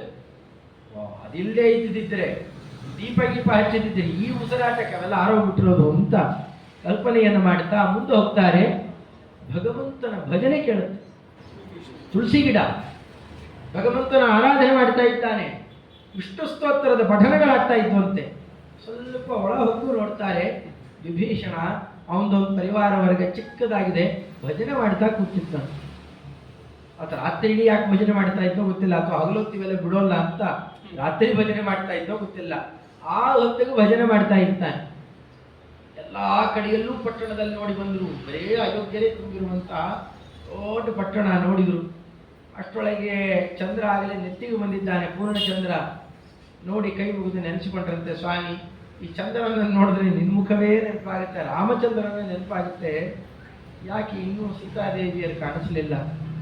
ಏನೇನೋ ಪ್ರತಿಜ್ಞೆ ಮಾಡಿ ಬಂದೆ, ಆದರೆ ಅದನ್ನ ಯಾವುದನ್ನು ಸಾಧಿಸಲಿಕ್ಕೆ ಆಗ್ತಾ ಇಲ್ಲ. ರಾಮದೂತರನ್ನೇ ಹಾಕಿ ಕಾಣಲಿ, ರಾಮದೇವರಿಗೆ ಏನು ಹೇಳಲಿ ಅಂತ ವಿಚಾರ ಮಾಡ್ತಾ ಸ್ತೋತ್ರ ಮಾಡಿದ್ರಂತೆ. ನಮೋಸ್ತು ರಾಮ ರಾಮಾಯೈ ರಾಮಾಯಾಪಿ ನಮೋ ನಮಃ ಭೂಮ್ನೇ ಸರ್ವಾಂತರಾಯಾಪಿ ಸರ್ವಸಿದ್ಧಿಪ್ರದಾಯಿನೇ. ಇದೊಂದು ಅಮೂಲ್ಯ ಮಂತ್ರ. ಕೆಲಸ ಏನಾರು ಆಗಬೇಕು, ತುಂಬ ವಿಘ್ನ ಬರ್ತಾ ಇದೆ ಅಂದರೆ ಏನು ಅವರು ಇವರು ಯಾರಿಗ್ಯಾರಿಗೋ ಕೈ ಮುಗಿಯೋದು, ಕೈ ಚಾಚೋದು, ಕಾಲು ಹಿಡಿಯೋದು ಏನು ಮಾಡಬೇಕಾಗಿಲ್ಲ. ಹನುಮಂತ ದೇವರು ಈ ಮಂತ್ರವನ್ನು ಜಪ ಮಾಡುತ್ತಾ ಅಮ್ಮನವರನ್ನು ಕಂಡರು. ಮಾರ್ಗಮಾಣೋ ಮಹಿಷ್ಠಾಂತಹ ಸೋಶೋಕವನಿಕಾತಲೇ ದದರ್ಶ ಶಿಂಶುಪಾ ವೃಕ್ಷ ಸ್ಥಿತರಮಾಕೃತಿ. ಅಲ್ಲೋ ನೋಡ್ತಾರೆ, ಸ್ತೋತ್ರ ಮಾಡಿದ್ದೇ ಕಡ ಅಶೋಕವನ ಕಾಣಿಸ್ತು. ಇದು ನಮ್ಮಪ್ಪ ಇರೋ ಜಾಗ ಅಂತ ಓಡಿ ಹೋದರು. ಅವರಪ್ಪ ಅಂದ್ರೆ ಯಾರು? ಗಾಳಿ, ವಾಯು. ಒಳ್ಳೆ ಗಾಳಿ ಬೇಕು ಅಂದರೆ ಎಲ್ಲಿಗೆ ಹೋಗಬೇಕು? ಉದ್ಯಾನವನಕ್ಕೆ ಹೋಗಬೇಕು. ಅಶೋಕವನದಲ್ಲಿ ಅದ್ಭುತವಾದ ಗಾಳಿ ಅಲ್ಲ, ತ್ರಿಕೂಟ ಪರ್ವತದಿಂದಾಗಿ ಹರಿದು ಬರ್ತಾ ಇರುವ ಜುಡಿ ಒಳ್ಳೆ ನದಿ ಅಶೋಕವನದ ಮಧ್ಯದಲ್ಲಿ ಅಂಕುಡೊಂಕಾಗಿ ಹರಿತಾ ಇದೆ. ಅದ್ಭುತ ಪ್ರದೇಶ. ಅದರ ಎರಡು ತೀರದಂತೆ ಇರುವ ಭಾಗಗಳಲ್ಲಿ ಎಲ್ಲ ಕಡೆಯಲ್ಲೂ ಪ್ರವಾಲದ ಭೂಮಿ, ಎಂತೆಂಥ ಸುವರ್ಣಮಯವಾದಂತಹ ಗಿಡಗಳು ಮರಗಳು, ಅದಕ್ಕೆ ಬಳ್ಳಿಗಳು ಹತ್ಕೊಂಡಿದ್ದಾವೆ. ಆ ಕಾಲದಲ್ಲೂ ಬೆಳಕು ಸೂಸ್ತಾ ಇದೆ. ಆ ಮರ ಗಿಡಗಳ ವರ್ಚಸ್ಸೇ ಅಂಥದ್ದು. ಅವನ್ನೆಲ್ಲದನ್ನು ನೆಟ್ಕೊಂಡಿದ್ದ ಅಶೋಕವನ. ಅದರಲ್ಲಿ ಮಧ್ಯದಲ್ಲಿ ಒಳ್ಳೆ ಜಾತಿಯ ಪುಷ್ಪ ವೃಕ್ಷ, ಅಶೋಕನೇ ಒಂದು ಜಾತಿ ವಿಶೇಷ. ಅದಕ್ಕೆ 1000 ಕಾಲಿನ ದೊಡ್ಡ ಮಂಟಪ, 1000 ಕಂಬದ ಮಂಟಪ. ಅದಕ್ಕೆ ಈ ಹವಳದಿಂದ ನಿರ್ಮಾಣ ಮಾಡಿರುವಂತಹ ವೇದಿಕೆ. ನಮ್ಗೆ ಹವಳ ಒಂದು ಉಂಗುರಕ್ಕೆ ಹಾಕೊಳ್ಳೋದು ಸಿಗೋಲ್ಲ ನೋಡಿ. ಇಡೀ ಆ ಮಂಟಪ ಇಡೀ ಅದರಲ್ಲಿ ನಿರ್ಮಾಣ ಮಾಡಿ ಇಂಥ ಅದ್ಭುತವಾದ ಪ್ರದೇಶದಲ್ಲಿ ಅನೇಕ ರಕ್ಕಸಿಯರೆಲ್ಲ ಅಲ್ಲಿ ಕಾವಲು ಕಾಯುತ್ತಾ ಬಿದುಕೊಂಡಿದ್ದಾರೆ. ಅದರ ಮಧ್ಯದಲ್ಲಿ ಸೀತಾದೇವಿಯರು ಇರೋಣ. ಮೆಲ್ಲಗೆ ಹಾರುತ್ತಾ ಮಂಟಪದ ಮೇಲೆ ಹಾರಿ ಆ ವೃಕ್ಷದಲ್ಲಿ ನೀಲೀನರಾಗಿ ನೋಡೋ ಹೊತ್ತಿಗೆ ಎದ್ದು ಬರ್ತಾರೆ. ಬೆಳಗಿನ ಜಾವ ಆಗಿದೆ, ಏನೋ ಸ್ವಪ್ನ ಬಿತ್ತಂತೆ. ಮೊದಲೇ ಮಹಾಕಾಮಿ, ಏನೇನೋ ಸ್ವಪ್ನ ಕಂಡಿದ್ದಾನೆ. ಸೀತೆಯನ್ನು ಕಂಡು ಹೆದರಿಸಿ ಬರ್ತೇನೆ, ಹೊಲಿಸ್ಕೊಳ್ತೇನೆ ಅಂತ ಒಂದು ಯದ್ವಾ ತತ್ವ ಗದರಿಸಿ ಹೋಗ್ತಾರೆ. ಅದೇ ಒಂದು ದೊಡ್ಡ ಪ್ರಕರಣ. ಎಲ್ಲ ಗಮನಿಸ್ತಾ ಇದ್ದರಂತೆ. ಎಲ್ಲ ಲಕ್ಷಣಗಳು ರಾಮದೇವರು ಹೇಳಿದ ಎಲ್ಲ ಲಕ್ಷಣಗಳಿದ್ದಾವೆ. ಹುಲ್ಲುಕಡ್ಡಿಯನ್ನು ಅಡ್ಡ ಹಿಡಿದು ಮಾತಾಡ್ತಿದ್ಲಂತೆ. ನೀನು ಅಂದರೆ ನನಗೆ ಇದಕ್ಕೆ ಸಮಾನ, ಪರಪುರುಷರ ಜೊತೆಯಲ್ಲಿ ನೇರ ಮಾತಾಡಬಾರದು ಅಂತ ಹೆದರಿಸೋದು, ಅದಕ್ಕೆ ತಕ್ಕಂತೆ ಮಾತಾಡೋದು. ಅಮ್ಮನವರ ಗುಣಲಕ್ಷಣಗಳನ್ನು ಕಂಡು ರಾಮಾಯಣವನ್ನು ಗಾನ ಮಾಡುತ್ತಾ ಕೆಳಗೆ ಹಾರಿ ನಮಸ್ಕಾರವನ್ನು ಮಾಡ್ತಾರೆ. ನಮಸ್ಕಾರ ಮಾಡುವಾಗ ಗಾಬರಿ ಆದ್ಲಂತೆ ಸೀತಾದೇವಿ. ಎಲ್ಲೋ ರಾವಣನ ಮಾಯೆ ಇರಬೇಕು, ಇದೊಂದು ಬೇರೆ ತರಹ. ಎಲ್ಲ ಗೊತ್ತಿದ್ದವರು ಯಾಕೆ ಅಷ್ಟು ಆಟ ಆಡ್ತಾರೆ ಅಂದರೆ, ಪರಪುರುಷರು ನಾನಾ ರೀತಿಯಲ್ಲಿ ನಿಮ್ಮನ್ನು ಮೋಸ ಮಾಡ್ತಾರೆ, ನಿಮಗೆ ಎಚ್ಚರಿಕೆ ಇರಲಿ. ಈ ರಾಮಾಯಣ ಕೇಳಿದ್ದಿದ್ರೆ ಈಗೊಂದು ಏನು ಅನ್ಯಾಯ ನಡೀತಾ ಇದ್ದಾರೆ, ಲವ್ ಜಿಹಾದ್. ಕಂಡು ಮನೆ ಹೆಣ್ಣುಮಕ್ಕಳನ್ನೆಲ್ಲ ಕರ್ಕೊಂಡು ಹೋಗ್ತಾ ಇದ್ದಾರಲ್ಲ, ಅವ್ರಿಗೆ ತಿಂಗಳಿಗೆ 50, 60, 70, 1 ಲಕ್ಷ ತನಕ ಸಂಬಳ ಕೊಡ್ತಾರ್ರಿ. ಕಂಡವ್ರ ಮನೆಯ ಮಕ್ಕಳನ್ನ ಹಾಳು ಮಾಡಲಿ, ಹಿಂದೂಗಳನ್ನೆಲ್ಲ ಸರ್ವನಾಶ ಮಾಡಲಿ ಅಂತ ಅವ್ರಿಗೆ ಸಂಬಳ ಕೊಡ್ತಾರೆ. ನಮ್ಮನೆ ಹೆಣ್ಮಕ್ಳನ್ನ ನಾವು ಸರಿಯಾಗಿ ಬಟ್ಟೆ ಹಾಕಿ ನೋಡ್ಕೊಳ್ಳೋಲ್ಲ. ಗ್ರಹಚಾರ ಏನು ಹೇಳಬೇಕು? ಲಕ್ಷಾಂತರ ರೂಪಾಯಿ ಕೊಟ್ಟು ಶಾಲೆಗಳಿಗೆ ಸೇರಿಸ್ತಾರೆ, ಕಾಲೇಜಿಗೆ ಕಳಿಸ್ತಾರೆ. ಅವು ಎಲ್ಲಿ ಹೋಗ್ತಾವೆ, ಎಲ್ಲಿಗೆ ಬರ್ತಾವೆ, ಏನು ಬಟ್ಟೆ ಉಡುಗೆ ತೊಡುಗೆ ಏನಿದೆ, ಏನು ನಡೀತಾ ಇದೆ, ಲಕ್ಷಾಂತರ ರೂಪಾಯಿ ಕೊಟ್ಟು ಮೊಬೈಲ್ ಕೊಡಿಸ್ತಾರೆ. ಹಾಳಾಗಿ ಹೋಗಿ ನಿಂತು ಕೊಡಿಸ್ತಾರೆ. ಎಚ್ಚರಿಕೆನೇ ಇಲ್ಲ ಯಾರು. ಎಲ್ಲ ಕಡೆ ಇಷ್ಟು ನಡೀತಾ ಇದೆ, ಒಬ್ಬರಿಗೂ ಎಚ್ಚರಿಕೆ ಇಲ್ಲ. ಸುದ್ದಿ ಹೇಳ್ತಾರೆ ನಮ್ಮನೆಯಲ್ಲೂ ಹೀಗೊಂದು ಆಗೋಯ್ತು. ನಾಚಿಕೆ ಬೇಡವಾ? ಎಲ್ಲರೂ ಅಕ್ರಮದಿಂದಾಗಿ ಅವ್ರು ಏನು ಅನ್ಯಾಯ ಮಾಡ್ತಾ ಇದ್ದಾರೆ ಅದನ್ನ ಸರ್ಕಾರ ಅವ್ರಿಗೆ ಅನುಮೋದನೆ ಮಾಡ್ತಾ ಇದೆ. ಯಾರು ತಡಿತಾ ಇಲ್ಲ ಅದನ್ನೆಲ್ಲ. ಗೋ ಹತ್ಯೆ ನಡೀತಾ ಇದೆ, ಸ್ತ್ರೀಯರ ಹತ್ಯೆ ನಡೀತಾ ಇದೆ, ಅಮಾನುಷವಾಗಿ ಕತ್ತರಿಸಿ ಬಿಸಾಕ್ತಾ ಇದ್ದಾರೆ. ಯಾವ ಶಿಕ್ಷೆನೂ ಕೊಡೋದು. ಕಲಿ ಎಷ್ಟು ಬೆರಿತಾ ಇದ್ದಾನೆ. ನಾವು ಎಚ್ಚರಿಕೆಯಿಂದ ಇರೋದು ಬೇಡವಾ? ಮನೆಯಲ್ಲಿ ಮಕ್ಕಳಿಗೆ ಒಳ್ಳೆ ಇವತ್ತು ಅದಕ್ಕೇನೆ ಕೆಲವರು ಎಷ್ಟೋ ಜನ ಎಚ್ಚರಿಕೆ ಇರೋರು ಶಾಲೆ ಕಳಿಸೋದೇ ಬಿಡ್ತಾ ಇದ್ದಾರೆ. ಹೋಮ್ ಸ್ಕೂಲಿಂಗ್ ನಡೀಲಿಕ್ಕೆ ಶುರುವಾಗಿದೆ. NIOS ಅದು ಇದು ಎಲ್ಲ ಮಾಡಿ ಬೇಡ ಪರಪುರುಷರ ಸಂಪರ್ಕ ಇಲ್ಲಿ ಸ್ಪಷ್ಟ ತೋರಿಸಿಕೊಡ್ತಾ ಇದ್ದಾರೆ. ರಾಮಾಯಣದಲ್ಲಿ ಅದರ ಹೆಚ್ಚು ಚಿತ್ರಣ ಮಾಡಿದ್ದಾರೆ.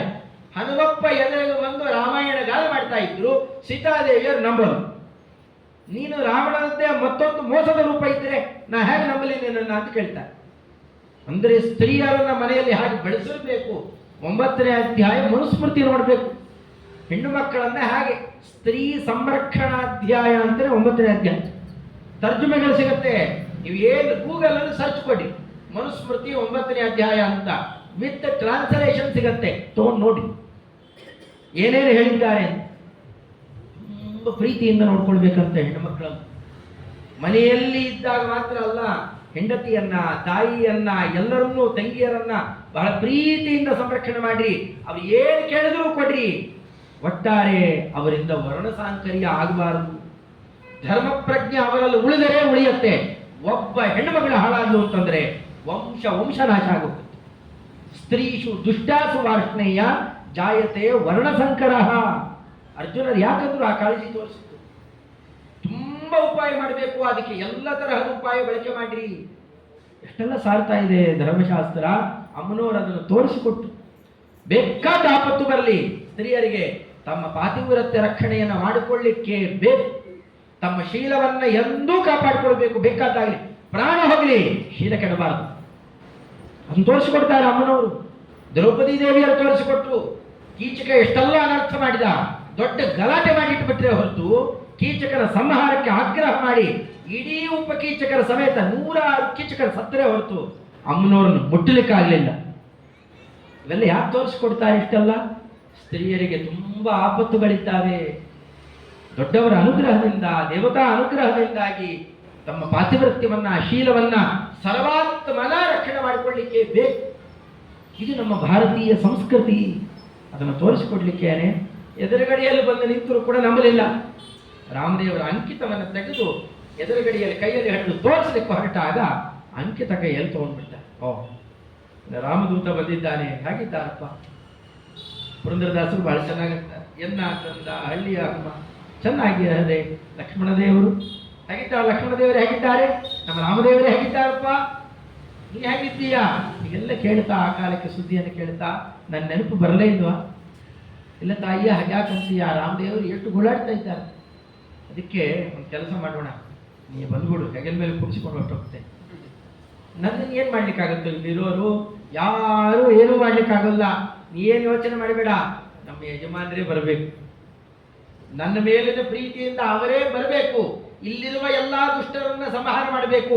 ನನ್ನಂತೆ ಇಲ್ಲಿ ಯಾರ್ಯಾರು ನನಗೆ ಬಂಧನ ಇಲ್ಲ, ನನ್ನಂತೆ ಇಲ್ಲಿ ಎಷ್ಟೋ ಜನ ಬಂಧನಕ್ಕೊಳಗಾಗಿದ್ದಾರಲ್ಲ, ಎಲ್ಲಾ ಬಂಧನವನ್ನು ಕಳಿಬೇಕು. ಸಮಗ್ರ ದುಷ್ಟ ಸಂಹಾರ ಆಗಬೇಕು. ಅದಕ್ಕೆ ನಾನು ಮೋಸ ಮಾಡಿ ಇಲ್ಲಿ ಬಂದು ಕೂತಿರೋದು ಅಂತ ನೀ ಯಾಕೆ ಕರ್ಕೊಂಡು ಹೋಗ್ತೀಯ? ಅವರೇ ಬರಬೇಕು, ಕರ್ಕೊಂಬಾವನ್ನ ಅಂತ ಹೇಳಿ ತನ್ನ ಶಿರೋರತ್ನವನ್ನು, ಚೂಡಾಮಣಿಯನ್ನು ತೆಗೆದು, ಚೂಡ ಅಂತಂದ್ರೆ ಚೂಡ ಅಂತಂತಾರೆ, ಇಲ್ಲ ಯಾವಾಗ ಮಾಡ್ತಾರೆ? ಚೌಲ. ಅದಕ್ಕೆ ಚೂಡ ಮೇಲೆ ಮುಂದಲೆ ಮೇಲೆ ಹಾಕಿಕೊಳ್ಳುವಂತಹ ರತ್ನವನ್ನ ಚೂಡಾರತ್ನ ಅಂತ ಕರೀತಾರೆ.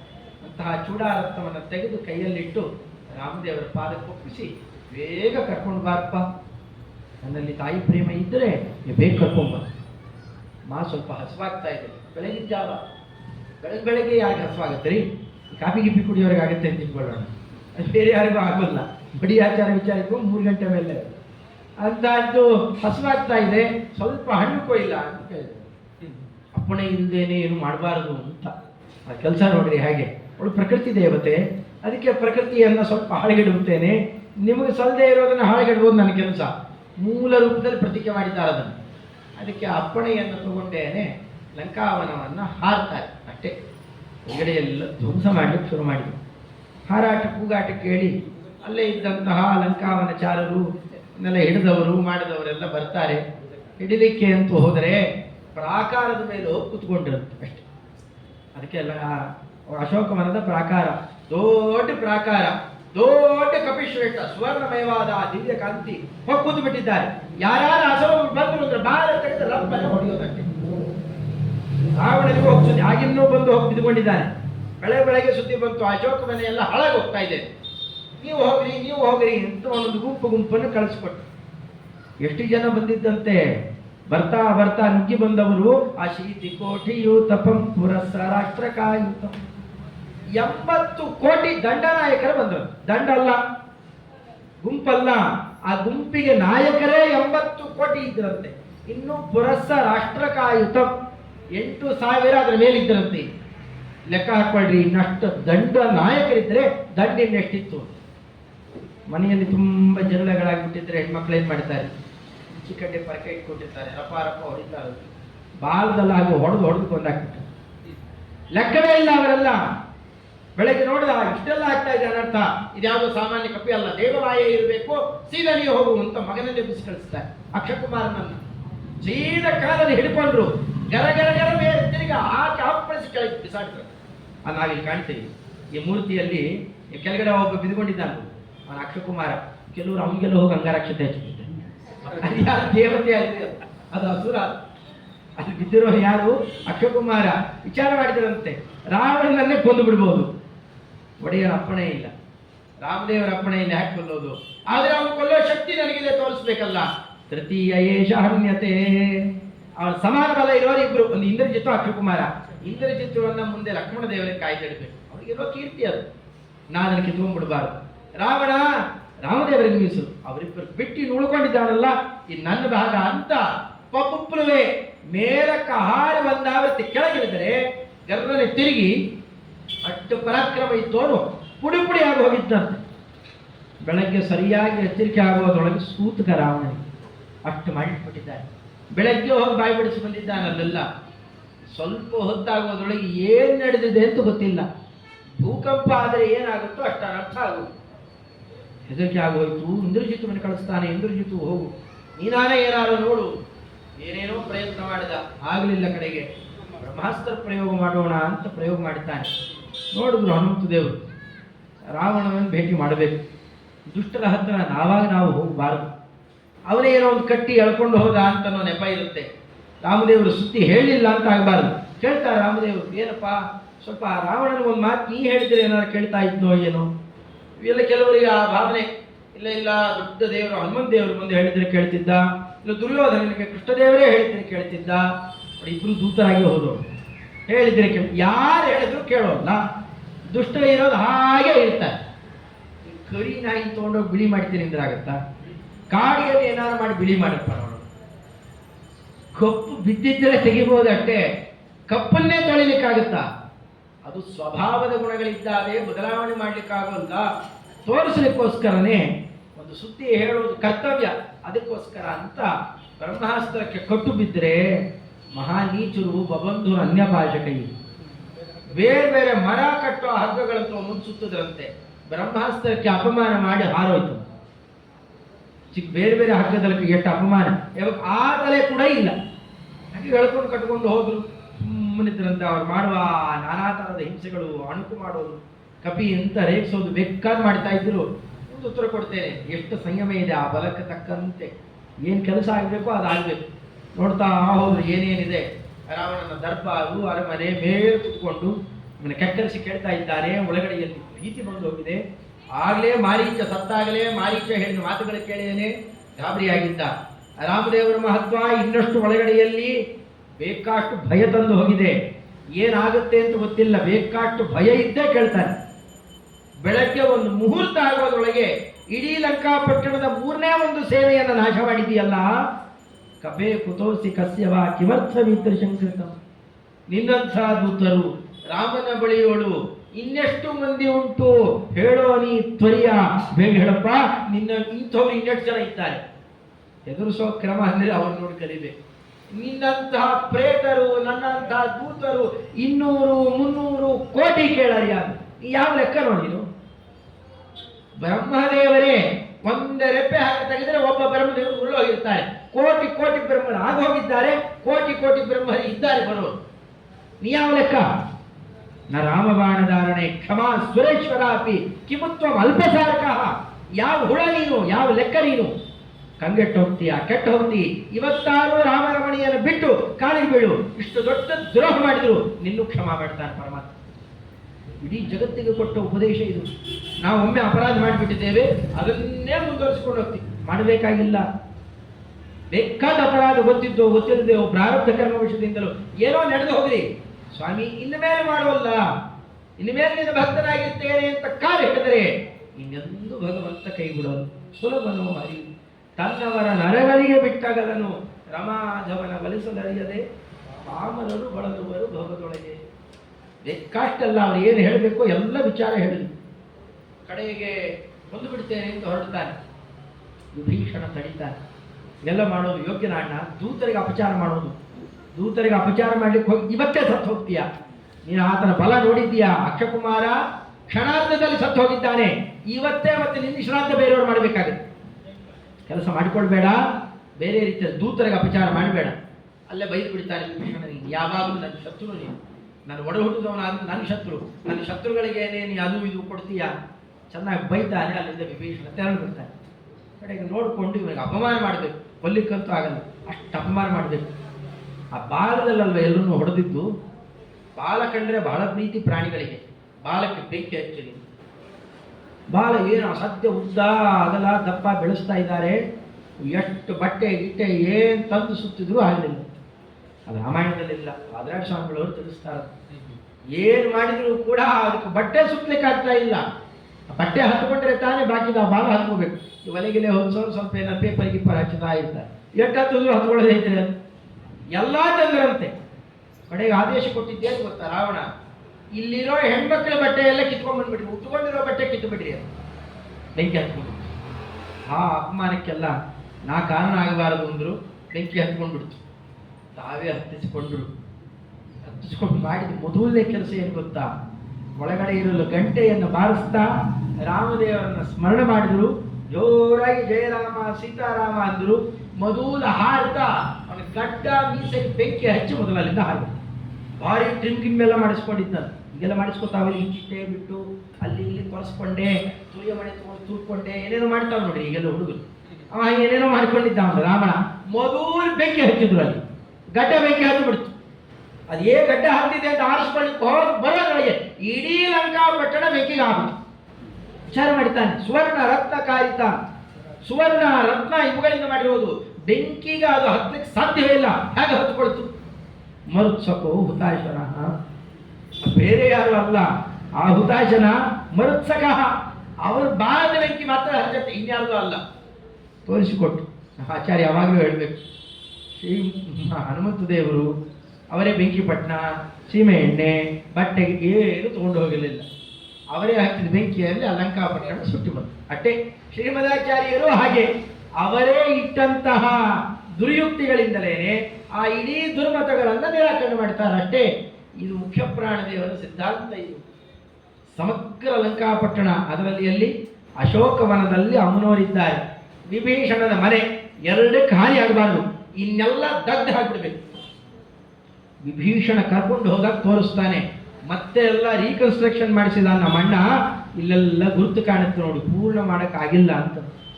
ಅಂಥ ರೀತಿಯಲ್ಲಿ ಬೆಂಕಿ ಇಟ್ಟು ಸಮುದ್ರದಲ್ಲಿ ಅದ್ದಿ ಆರಿಸಿ ಸೂರ್ಯೋದಯ ಇನ್ನೇನು ಆಗ್ತಾ ಇದೆ, ಹಾರು ಏನು ಬೇಕೋ ಅಷ್ಟು ವ್ಯವಸ್ಥೆ ಮಾಡಿದ್ರು. ಚೂಡಾಮಣಿ ಕೈಯಲ್ಲಿ ಹಿಡ್ಕೊಂಡಿದ್ದಾರೆ, ಜಯರಾಮ ಅಂದರು, ಹಾರ್ಬಿಟ್ರು ಅಷ್ಟೇ. ಅವ್ರು ಬರೋ ವೇಗ, ಅವರ ಮುಖ ಮಂದಹಾಸ, ಅಲ್ಲಿ ಸೂರ್ಯೋದಯ ಆಗ್ತಾ ಇದೆಯೋ, ದಕ್ಷಿಣದಲ್ಲಿ ಸೂರ್ಯೋದಯ ಆಗ್ತಾ ಇದೆಯೋ, ಯಾಕೆ ದಕ್ಷಿಣದಲ್ಲಿ ಬಂದವರಲ್ಲೇ, ದಕ್ಷಿಣ ದಿಕ್ಕಲ್ಲೇ ಸೂರ್ಯೋದಯ ಆಗ್ತಾ ಇದೆ ಅನ್ನೋಷ್ಟು ಅದ್ಭುತ ಕಾಂತಿಯನ್ನು ತೋರಿಸಿ ಬರ್ತಾರೆ. ಒಂದು ನೆಗತ ಇಲ್ಲ ಆರಿತು, ಇನ್ನೊಂದು ನೆಗತ ಮಧುವನೆ ಅಷ್ಟೇ. ಮಧುವನೆಯಲ್ಲಿ ಹಂಪೆ ಕಿಷ್ಕಿಂಧ ಪಟ್ಟಣದಲ್ಲಿರುವಂತಹ ಮಧುವನ, ಅಲ್ಲಿ ಬೇರೆ ಯಾರಿಗೂ ಪ್ರವೇಶ ಇರಲಿಲ್ಲ. ಎಲ್ಲ ಹೋಗಿ ಹೇಳಿದ್ರಂತೆ, ಅಲ್ಲೆಲ್ಲ ನೋಡ್ಕೊಳ್ತಾ ಇದ್ದವನು ಸುಗ್ರೀವನ ಮಾವನೇ, ಸೋದರ ಮಾವ.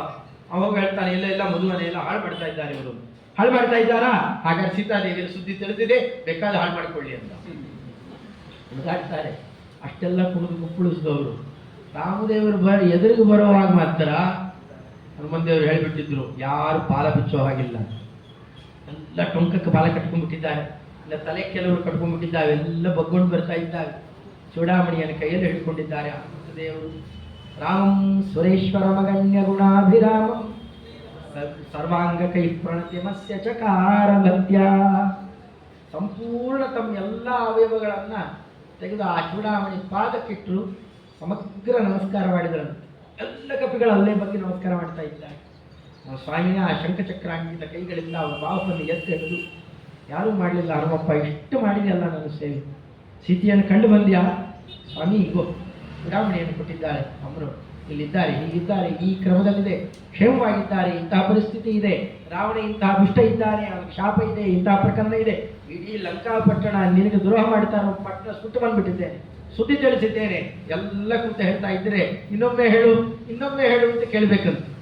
ಏನ್ ನಡೀತು ಅಂತ ಕೇಳಬೇಕು ಅವ್ರ ಬಾಯಲ್ಲಿ.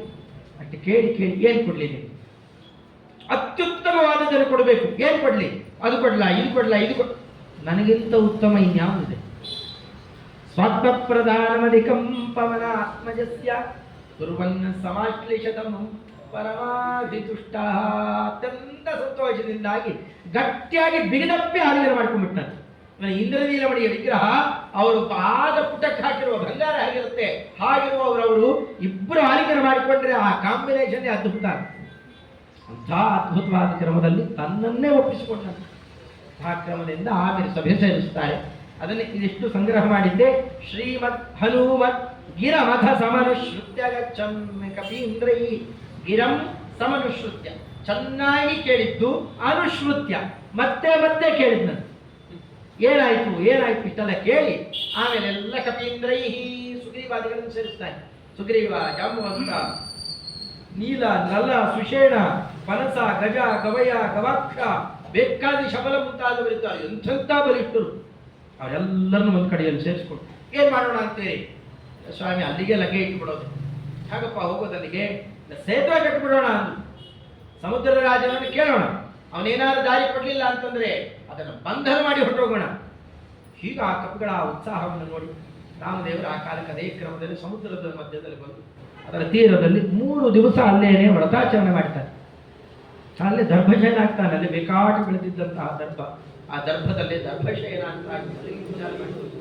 ಅಂತ ಬರಲೇ ಇಲ್ಲ. ಹನುಮಂತ ದೇವರ ಸುದ್ದಿ ಕೇಳಿ ಹೋಗು ಮೈನಾಕ ಅಂತ ಕಳಿಸಿದವನಿಗೆ ರಾಮದೇವರು ಬಂದರೆ ಎಚ್ಚರಿಕೆ ಇದೆ ಅಂತವೆಲ್ಲ ಆಗುತ್ತೆ. ದೊಡ್ಡವರ ಎದುರುಗಡೆ ಇದ್ರೂ ಎಚ್ಚರಿಕೆ ಇರೋಲ್ಲ. ಸ್ವಾಮಿ ಉಪ್ಪೆ ಕಲಿಸಿದಂತೆ, ಬಿಲ್ಲಿಗಿಲ್ಲಿ ಎತ್ತಲಿಲ್ಲ, ಉಪ್ಪೆತ್ತಿದ್ದಷ್ಟೇ ಸಾಕಾಯ್ತು. ಒಂದು ಮಾರುಕಾಂತರ ಅಂತ ಒಂದು ಪ್ರದೇಶವೇ ಸುಟ್ಟು ಬೂದಿಯಾಗೋಗುತ್ತೆ. ಇಲ್ಲಿ ಎಷ್ಟೋ ಹಸುರನ್ನು ಸುಟ್ಟು ಹೋಗ್ತಾರೆ, ದರ್ಬೆಯನ್ನು ಎಸುತ್ತಂತ ಅಷ್ಟೇ. ಓಡಿ ಬರ್ತಾನೆ ಆ ಕಾಲಕ್ಕೆ ಸಮುದ್ರ ರಾಜ. ಗಂಗಾ, ಸರಸ್ವತಿ, ತನ್ನ ಪತ್ನಿಯರು ಯಾರ್ಯಾರಿದ್ದಾರೆ ಎಲ್ಲರೂ ಕಟ್ಕೊಂಡು ಓಡಿ ಬಂದು ರಾಮದೇವರ ಪಾದ ಪ್ರಖ್ಯಾನಾದಿಗಳನ್ನು ಮಾಡಿ, ಸ್ವಾಮಿ ಮೊದಲೇ ಎಲ್ಲ ನಿರ್ಣಯ ಆಗಿದೆ, ಅದರಂತೆ ಇಲ್ಲಿರುವ ನಲ ಏನಿದ್ದಾನೆ ಆತ ವಿಶ್ವಕರ್ಮನೇ ಇಲ್ಲಿ ಬಂದವು. ಅವನ ಸೂಚನೆಯಂತೆ ಇಂಥ ಕಡೆಯಲ್ಲಿ ಈ ಕ್ರಮದಿಂದಾಗಿ ನೀವು ಬೇಕಾದ ಪದಾರ್ಥ ಹಾಕಿ ಎಲ್ಲ ತೇಲ್ತಾ ಇತ್ತು. ಆ ಕ್ರಮದಲ್ಲಿ ಇಲ್ಲಿ ಸೇತುವೆಯನ್ನು ನಿರ್ಮಾಣ ಮಾಡಿರಿ ಅಂತ ಸಮುದ್ರ ರಾಜನೇ ಪ್ರಾರ್ಥನೆ ಮಾಡ್ತಾನೆ. ಶುರುವಾಯಿತು ಅಷ್ಟೇ. ರಾಮದೇವರು ಸೂಚನೆ ಕೊಟ್ಟಿದ್ದಷ್ಟೇ. ಕೆಲವು ಗಂಟೆಗಳಲ್ಲಿ ನಿರ್ಮಾಣ ಆಯಿತು. ದಿನಗಟ್ಟಲೆ ತಗೊಂಡಿದ್ದಲ್ಲ, ಇದು ತಿಂಗಳಗಟ್ಟಲೆ. ಈ ಫ್ಲೇವರ್ಗಳಾಗ್ತಾ ಇರ್ತಾವೆ ಇಲ್ಲೆಲ್ಲ. ಅಯ್ಯೋ ದೇವರೇ, ಏನು ತಿಂಗಳುಗಳಾದರೂ ವರ್ಷಗಳಾದರೂ. ನಮ್ಮ ಹೊಸಕೆರೆಯಲ್ಲಿ ಫ್ಲೇವರ್ ಇನ್ನೂ ಆಗ್ತಾನೆ ಪಿಸಿಟ್ಟಂತೆ, ಇನ್ನೂ ಆಗ್ತಾನೆ, ಎಷ್ಟೋ ವರ್ಷದಿಂದ ಆಗ್ತಾ ಇದೆ. ಹಂಗಾಗ್ತಾ ಇದ್ದಾರೆ. ಇಲ್ಲಿ ಕೆಲವು ಗಂಟೆಗಳ ನಿರ್ಮಾಣ ಆಗಬೇಕು. ಅದು ಹನುಮಂತ ದೇವರು ಅಲ್ಲಿಗೆ ತಂದು ಹಾಕಿದ್ದು ಎಂತೆಂಥ ಶಿಲಾಖಂಡಗಳನ್ನ, ನಾನಾ ಕ್ಷೇತ್ರಗಳಲ್ಲಿರುವ ಶಿಲಾಖಂಡ ತಂದು ಹಾಕುದು. ಅಷ್ಟು ಸಾನ್ನಿಧ್ಯ ಇಲ್ಲಿರಬೇಕು. ಧನುಷ್ಕೋಟಿ ಪೇಟಿ ಸಕಲ ಸುಜನಸ್ಯಾಸ್ತಿ ಮಹತಿ, ಎಲ್ಲ ಸುಕೃತಕ್ಕೂ ಸಮಗ್ರ ಪುಣ್ಯಗಳ ರಾಶಿ ರಾಮದೇವನ ನಡೆದಾಡ್ತಾನೆ. ಅವನ ಪಾದದ ಅಂಕಿತ ಇದೆ, ಅವನ ನಾಮಧೇಯದ ಅಂಕಿತ ಇದೆ. ಅಂತಹ ಸೇತುವೆಯನ್ನ ನೋಡಿದ್ರೆ ಧರ್ಮ ಹತ್ಯೆ ಹೋಗ್ಬಿಡುತ್ತೆ. ಇಡೀ ಸೇತುವೆ ಅಲ್ಲ, ಸೇತುವೆ ಮುಂದೆ ನೋಡಿದ್ರೆ ಸಾಕು. ಅಷ್ಟು ಮಹತ್ವ ಇರಬೇಕಾದ್ರೆ ನಿರ್ಮಾಣ ಕ್ರಮ ಹೇಗೆ ಅದ್ಭುತವಾಗಿ ನಿರ್ಮಾಣ ಆಗೋಯ್ತು. ಅಲ್ಲಿಂದ ಕಪಿಸೇನೆ ಹೊರಡ್ತು. ಸ್ವಾಮಿಯನ್ನು ತಾವು ಹೆಗಲ ಮೇಲೆ ಕೂಡಿಸ್ಕೊಂಡ್ಬಿಡ್ತಾರೆ. ಅಂಗದ ಲಕ್ಷ್ಮಣ ದೇವರನ್ನು ಹೊತ್ತ.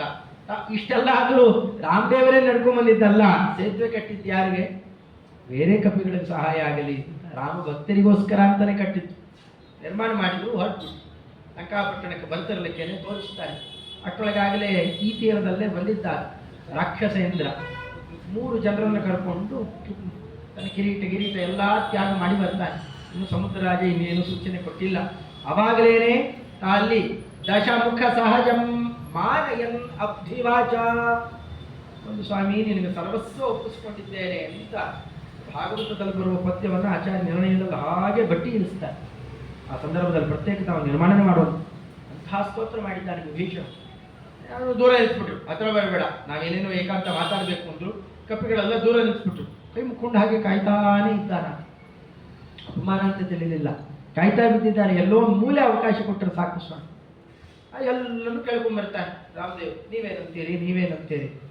ಈ ಹೊತ್ತಿಗೆ ಬೇಡ ಸ್ವಾಮಿ, ಅವನು ಎಷ್ಟೇ ಒಳ್ಳೆಯವನು ಇರ್ಬೋದು, ಬೇಕಾದವನು ಇರಬಹುದಾದ, ಈ ಹೊತ್ತಿಗೆ ಸರಿಯಲ್ಲ. ಈ ಹೊತ್ತಿಗೆ ಯಾವ ರೀತಿಯಲ್ಲಿ ಅಣ್ಣ ತಮ್ಮಂದರ ಸ್ವಭಾವ ಹೇಗಿರುತ್ತೆ ಹೇಳಿ ಬರೋಲ್ಲ. ನಮ್ಮಲ್ಲಿ ಯಾವ ಒಳಗುಟ್ಟನ್ನು ಹೇಳಿ ನಮ್ಮ ಸೇನೆಯನ್ನು ನಾಶ ಮಾಡ್ತಾನೋ ಹೇಳಿಕ್ ಬರೋಲ್ಲ. ಆತ ಇಲ್ಲಿಗೆ ಬರೋದು ಬೇಡ. ಎಲ್ಲರೂ ಕೇಳಿದ ಮೇಲೆ ಕಡೆಗಂತಾನೆ, ಹನುಮನ್ ನೀ ಏನು ಹೇಳ್ತೀಯಪ್ಪ? ಏನು ಹೇಳೋದು ಸ್ವಾಮಿ, ಪ್ರತಿಕ್ರಿಯೆತ. ಅವನು ಯಾರು ಅಂತ ನಾನೇನು ನೋಡಿ ಬಂದಿದ್ದೇನೆ, ಪ್ರತಿಕ್ರಿಯೆತ. ಸ್ವಾಮಿ ಅನ್ನಂತೆ, ಸ್ವಾಮಿ ಕರ್ಕೊಂಡ್ರೆ ಹಾಗಾಗತ್ತೆ ಹೀಗಾಗತ್ತೆ. ನೀವು ದೇವತೆಗಳು, ದೈತ್ಯರು, ಇಡೀ ಜಗತ್ತುಗಳೆಲ್ಲ ಒಂದಾಗಿ ಬಂದರೂ ನಾನು ಕೂದಲು ಅಳ್ಳಾಡಿಸ್ಲಿಕ್ಕೂ ಆಗೋದು. ನೀವೇನು ಯೋಚನೆ ಮಾಡೋದು ಬೇಡ. ಸುಗ್ರೀವನಿಗೆ ಅಂತಾನೆ, ಅಲ್ಲಪ್ಪ ಈತ ಹೇಳಿದ್ದಕ್ಕೆ ಹೌದಲ್ಲ, ನಿನಗೂ ಪಟ್ಟ ಕಟ್ಟಿದ್ದೇನೆ. ಆತನೇ ಈಗಲೂ ಹೇಳ್ತಾ ಇದ್ದಾನೆ. ವಿಭೀಷಣನಿಗೂ ಈ ನೆಲದಲ್ಲಿ, ಭಾರತ ಭೂಮಿಯಲ್ಲಿ, ಸಮುದ್ರದ ತೀರದಲ್ಲಿ ರತ್ನದ ರಾಶಿ ಚಲ್ತಾ ಇದ್ದಂತ ರತ್ನಾಕರ ಸಮುದ್ರ ರಾಜ. ಅದೇ ರತ್ನ ಮೊರಳುಗಳ ಮಧ್ಯೆ ಬಂದ ರತ್ನಗಳನ್ನೇ ಹಾಕಿ ತಲೆ ಮೇಲೆ ಅಭಿಷೇಕ ಮಾಡಿ, ದರ್ಭೆ ಕಿರೀಟ ಇಟ್ಟರದ್ದು ಅಭಿಷೇಕ ಮಾಡಿ ಲಂಕಾಪತಿ ಅಂತ ಘೋಷಣೆ ಮಾಡಿಸ್ಬಿಟ್ಟ ಪರಮಾತ್ಮ. ಸಮಗ್ರ ಕಪಿಗಳೆಲ್ಲವೂ ಕೂಡ ಲಂಕಾಪತಿಗೆ ಜೈ ಅಂದ್ರು ಅಷ್ಟೇ. ಯಾರು? ವಿಭೀಷಣ. ರಾವಣ ಅದು ಬದುಕೆ ಇದ್ದಾನೆ, ಅವನ ಆಗಲೇ ಸತ್ತಂತೆ. ಅಷ್ಟು ಮಾಡಿ ಈತನಿಗೆ ಅದ್ಭುತವಾದ ಮಹತ್ವವನ್ನು ಸಾರ್ತಾ ಹೊರಟು ಬಿಟ್ರೆ ವಿಭೀಷಣನೇ ಮಾರ್ಗದರ್ಶನ ಮಾಡ್ತಾ ಇದ್ದಾನೆ. ಸ್ವಾಮಿ ಇಂಥ ಕಡೆ ಬಾ, ಇಲ್ಲಿ ಉಳುಕೋ, ಈ ಕ್ರಮದಲ್ಲಿ ಇರು. ಉಪವನದಲ್ಲಿ ಬಂದು ಬೇಡಿ ಬಿಟ್ಟಿದ್ದಾನೆ ಪರಮಾತ್ಮ. ಮತ್ತ ಅಂಗದನನ್ನು ಕಳಿಸ್ತಾನೆ. ಅಂಗದ ಮತ್ತೊಂದು ಸುದ್ದಿ ಹೇಳುವ ನೀನು. ಅಲ್ಲಿ ಹೋದಾಗ ಹನುಮಪ್ಪ ಹೋಗಿದ್ದಕ್ಕೂ ಅಂಗದ ಹೋಗಿದ್ದಕ್ಕೂ ತುಂಬ ವ್ಯತ್ಯಾಸ ಇದೆ.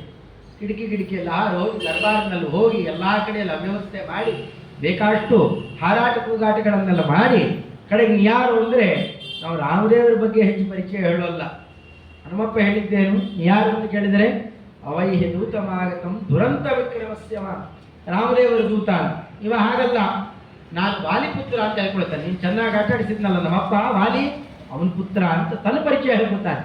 ಅಂದರೆ ಬೇರೆಯವ್ರಿಗೂ ಹನುಮಂತ ದೇವರಿಗೂ ಎಷ್ಟು ವ್ಯತ್ಯಾಸ ಇದೆ ಅಂತ ಕಾಣಬಹುದು. ರಾಮಾಯಣ ಪರಿಚಯ ಹೇಳಿ ಅವನ ಕಟ್ಟಾಕದೊಳಗೆ ಹಾಳು ಬಂದಿದ್ದಾನೆ. ಮತ್ತೆ ಸುದ್ದಿ ತಿಳಿಸಿದ್ದಾನೆ ರಾಮದೇವರು.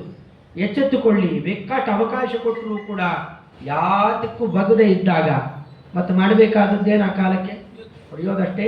ದೈತ್ಯಜ್ಞ ಸೇತುಕಾರಿ ರಿಪುರ ಹೃದವೇ ವಾನರೈರ್ವೈರಿಘಾತಿ.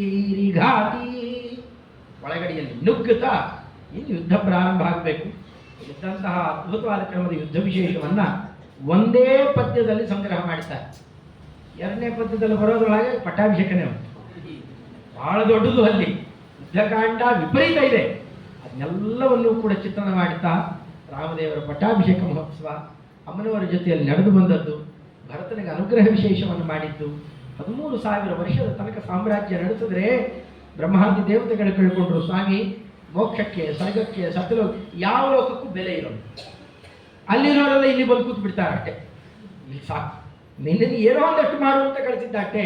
ನೀ ಇರುವ ಪ್ರದೇಶ ಮೋಕ್ಷಕ್ಕಿಂತ ಮಿಗಿಲು ಮಾಡಿದ್ದಿ. ನಿನ್ನ ಕಡೆಯವನು ಕರ್ಕೊಂಬ, ಮೋಕ್ಷನೇ ಕೊಟ್ಟು ಬಿಡೋಣ. ಗಂಗೂರ ಹೊರಸ್ತಾ ಮೋಕ್ಷಕ್ಕೆ ಕರ್ಕೊಂಡು ಹೋಗುವ ಅದ್ಭುತ ಪ್ರಸಂಗದ ಚಿತ್ರಣ ಹೇಗಿದೆ ಅಂತ ನಾಳೆ ದಿವಸ ಹನುಮ ಜಯಂತಿ ದಿವಸ ಹನುಮಂತ ದೇವರು ಉತ್ಸವವನ್ನು ಮಾಡ್ತಾ ರಾಮದೇವರು ಗುಣಗಾನ ಮಾಡಿದರೆ ಬಹಳ ಪ್ರೀತರಾಗ್ತಾರೆ. ಯಥಾಶಕ್ತಿ ಅವರ ಸನ್ನಿಧಾನದಲ್ಲಿ ಮಾಡುತ್ತಾ ಅವರ ಪಾದಾರವಿಂದಕ್ಕೆ ಅದನ್ನು ಅರ್ಪಣೆ ಮಾಡೋಣ. ಶ್ರೀಕೃಷ್ಣಾರ್ಪಣ ವಸ್ತು ಹರೆಯೇ ನಮಃ.